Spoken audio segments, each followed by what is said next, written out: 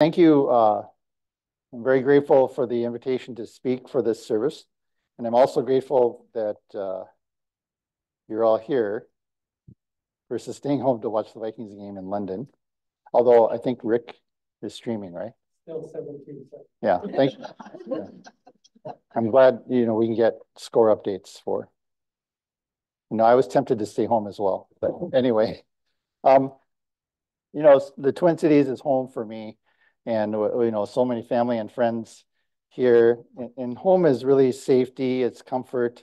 So I wore my frog tie, right? So there's a lot of eyes on there, but, the frog in Japanese is kairu, which means to return home safely. But it's also, our son, Kyle, of course, is when Japanese people pronounce his name, they say kairu, which means frog. So it's just double symbolism, double entendre a little bit. So, Connie and I, of course, miss being here and miss our home here in the Twin Cities. So I'd like to start my Dharma talk by reading a passage from the Upada Sutra, which are words attributed to the Buddha, and it speaks to the importance of the Sangha. So please join me in Gassho. Ananda said to Shakyamuni Buddha, "When I think carefully, it seems to me that having good friends and being with them is equivalent to having already passed the middle mile post of the holy path." Shakyamuni responded, "Don't say that, Ananda. Admirable friendship, admirable companionship, admirable camaraderie is actually the whole of holy life. When a monk has admirable people as friends, companions, and comrades, he can be expected to develop and pursue the noble eightfold path." Namo Amida Butsu. Namandoks. So today we're celebrating, as Akiko said, we're celebrating the 78th anniversary of the founding of the Twin Cities Sangha, also the 125th anniversary of the founding of the Buddhist Churches of America. And if that wasn't enough, we're also commemorating the October monthly memorial service. And I think Eitai Kyo. Yeah. Yeah, I think that was, I saw that on the spreadsheet. So when we understand the past history of our Sangha members, they had the resilience and perseverance to help us encounter Shinran Shoni's teachings. So I chose this as my opening passage, as the Sangha is really the foundation of all these commemorations. And this is Nembutsu history found in the footprints of the Sangha members who came before us. I think I'm really grateful that you read the names of the past members who have passed away during the month of October, because it's an opportunity for them to remember them. It's easy to forget the longer time goes on, people, but I think to read and to hear their names is important for us to remember them. So the Buddhist Churches of America began in 1899 as two ministers who were Reverend Dr. Sonoda and Reverend Nishijima were sent to San Francisco from our mother temple in Kyoto to serve the spiritual needs of Japanese immigrants. They established an organization called the Buddhist Mission of North America. It's the first name of our institution, but it wasn't until 1944 that the name changed to the Buddhist Churches of America as a result of a meeting in the Topaz internment camp. And the name change was meant to sound less threatening when the community was faced with so much discrimination.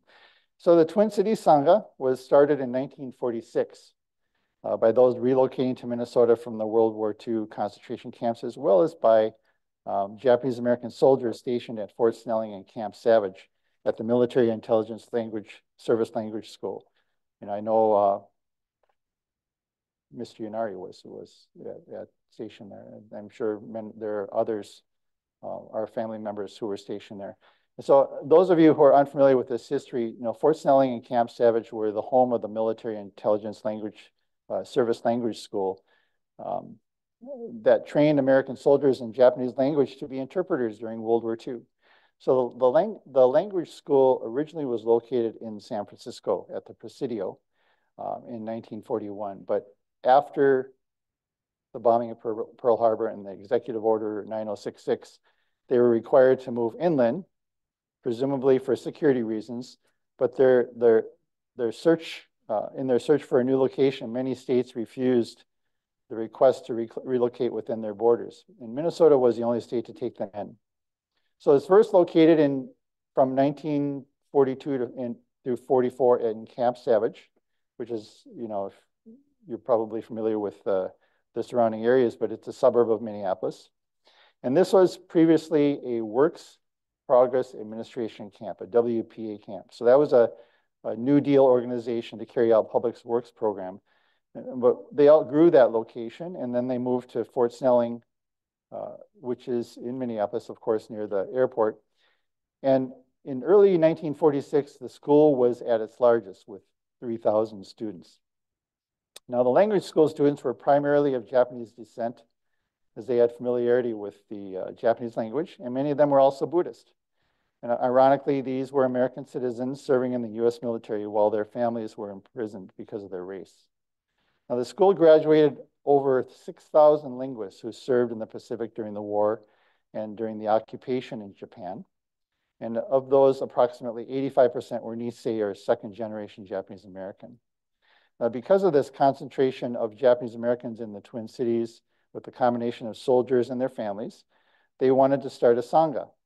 And so Reverend Daisuke Kitagawa, I don't know if you're maybe longtime members will remember that name or recognize that name.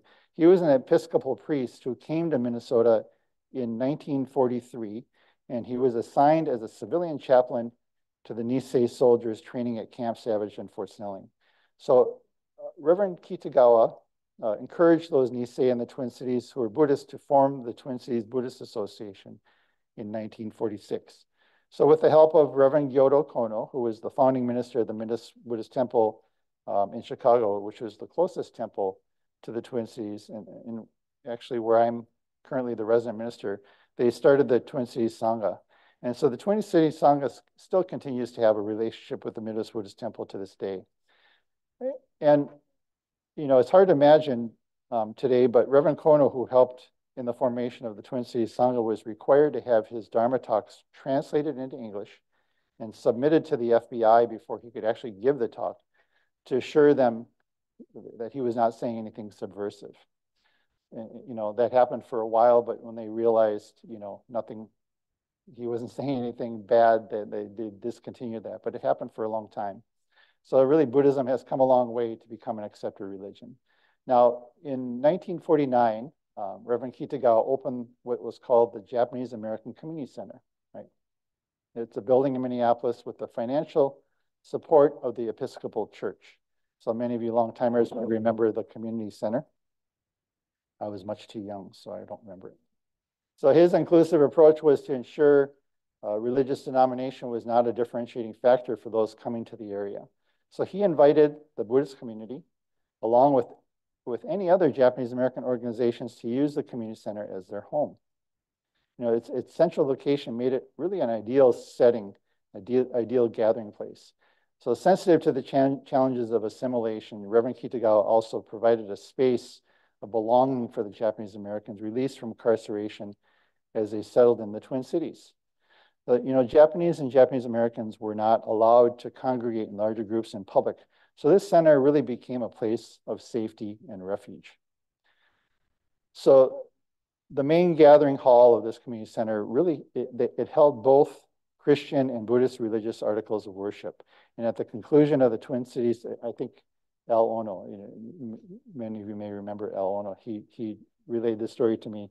So at the conclusion of the Twin Cities service facing the Butsudan, those attending would turn their chairs to face a cross at the adjacent wall in preparation for the Christian service that follows. So it became a really a natural environment for both communities as a meaningful interfaith encounter. So, the passage I began with gets to the heart of our Sangha, in that the Buddha is emphasizing the importance of having Dharma friends. One of the major teachings is the concept of interconnectedness. And this teaching takes us from a self-centered view of reality, that one cannot exist solely by themselves in the spiritual or physical realm. And none of us can really exist on our own. So for us, this has allowed us to continue for the past 78 years. So what the Buddha is saying in my opening passage is that the Sangha, or the community is one of the most important elements of his teaching. And it's part of the three treasures that we recite often. We recite, I take refuge in the Sangha. Some versions say, I go to the Sangha for guidance. So what is Sangha? You know, the Sangha can be defined as a spiritual community, and it really only originally consisted of only monastics. You know, lay people were not part of the Sangha, but it was Shinran who changed the focus of Buddhism away from the monastic life to the common people, and by doing so, it changed the identity of the Sangha. You know, for Shinran, one didn't have to have special abilities to be part of the Sangha. So the slave person movement allowed the common person, like all of us, to belong to the Sangha. So today is not just an acknowledgement of those who are actively present in our Sangha today, but as we reflect on our 78 history and BCA's 125 years of existence, we include all those in our past that have allowed us to be here today. So whether they're past members or non-members, family or friends, Buddhists and non-Buddhists, they're all Dharma friends as they have allowed us to encounter the teachings of Shinran. So even in wartime incarceration of many of our family and friends, that allowed us to encounter Shinran's teachings and the creation of the Twin Cities Sangha. So when we think of their memory today, they continue to guide us through our lives. So the reason for the existence of the Sangha is to provide support for one another. And the Sangha is a communal endeavor, although our awakening is profoundly individual. So it's important to understand that the emphasis on Sangha does not negate the individual person as unique. So as Shinran is quoted in the postscript of the Tanisho, when I consider deeply the vow of Amida, which arose from 5 kalpas of profound thought, I realized that it was entirely for the sake of myself alone. Then how I am filled with gratitude for the primal vow in which Amida resolved to save me, though I am burdened with such heavy karma. So I interpret this to mean that Amida meets us, each of us where we are, and it's deeply personal for each of us. So although it's personal, we recognize that we're all in this together as fellow travelers in the Dharma. So when we feel connected, we can begin to care. We understand we are living this life together. So when we understand our connection with others, kindness and caring naturally flow from our being. We recognize that we're not alone, yet Amida still meets us each where we are, making it very personal for each of us. You know, the Sangha is an integral part of a follower's life experience. Our actions have an impact on others and theirs on us. So when we go to the Sangha for guidance, we are recognizing this oneness. We see each other's suffering and joy and realize our limitations. And as a community of seekers, we share experiences to help each other, and the compassion in the universe becomes real by the interaction with the Sangha. And so this is Nembutsu history. Reverend Takamoto Shigaraki, who is a Shin priest and scholar, he's published a number of things that many of you who are well-read, I know Paul would recognize that name. He tells a story to emphasize the importance of Nembutsu history. He says, wandering aimlessly over train tracks will not allow us to board the train. If we want to try to reach our destination, we should go to the train station. There we should buy a ticket and board the train. So what he seems to be saying is that it does not matter how much we may learn about Buddhist theory and doctrine. If we do not encounter a true or real human being, human personality, it will not amount to nothing. It will all amount to nothing. Only by going to the station, by encountering a human personality, and coming into contact with a definite Nembutsu history, will we finally be able to reach our destination. So he's talking about those who have awakened and who have walked the path before us. And on this anniversary service, we recognize Nembutsu history exists in the footprints of followers who came before us. So I want to borrow a quote from Kamala Harris, who's actively involved in the presidential race. So her quote is, "You exist in the context of all in which you live and what came before you." So this Nembutsu history has human character, and this human character can be found in our Sangha, past, present, and future. So when I think about, when I hear this description, is that the Sangha is not just a gathering of people, but the Sangha is a tradition of awakened individuals. You know, Shinran showed there are no limitations for any of us to become a Buddha. Amida's vow includes all of us without exception. So I'm not suggesting, and I don't know if you're all awakened, but if we approach the thought of Sangha in this way, we can see the Sangha is a living tradition of great teachers. So the Sangha is where the Buddha lives and the Dharma comes alive. So lastly, in spite of Chimi's oversight, this is also our Eitai Kyo service. So Eitai Kyo is a Japanese word short for Eitai Dokyo. So A means perpetual. Tai has the meaning of generations, and Dokyo means reading sutras. So Eitai Kyo means to perpetually read the sutras over generations. So, what does it mean to perpetually read the sutras? The Eitai Kyo service is observed in appreciation for our ancestors who have made it possible for us to hear the sutras, and we gather with the hope that the Buddha Dharma will be transmitted to future generations, like Lillian. So it not only looks back into the history of our Sangha, but it looks ahead to future generations to be able to hear our chanting today.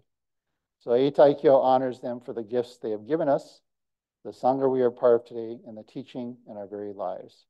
So, our moments of chanting together will pass, but the chant itself remains perpetually. Now, the sutra, the word sutra means thread or string, like the medical term sutra. As a former dentist, and Abby will contest this, that it has a little deeper meaning.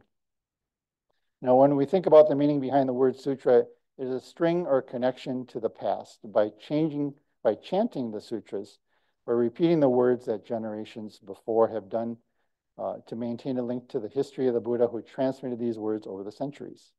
So it allows for a feeling of oneness among people who participate and have participated and will participate in the future. The Dharma, the Nembutsu, is the teaching that gave the people of our past the strength to live their lives. It is also what gave them hope for the future that we are all part of now. And as a way of assuring that the Sangha is able to propagate in perpetuity, a lot of P's in that sentence, and to continue the process of receiving and sharing, the Sangha reminds us to appreciate the gifts from our past by remembering and honoring all those who made the Nembutsu a part of their lives and to honor their wish to share the Dharma into the future. So in closing, as we think about the gratitude we feel for generations who have come before us and future generations to come, I'd like to close by reading a poem written by Mr. Mitsuo Aida called The Baton of Life. And it goes, my father and mother all together 2. Parents of my father and mother all together 4. Parents of my parents all together 8. And if we count in this way back to 10 generations, altogether 1,024. What about back to 20 generations? To my surprise, over 1 million people. From beginningless, timeless past to present and timeless future, each pair of parents passes the baton of life to their child. Here now, I live with my baton of life, you with your baton of life, my life, your life, and all other lives. Please join me in Gasho as we recite the number 2 together. Namo Amida Butsu. Namo Daps.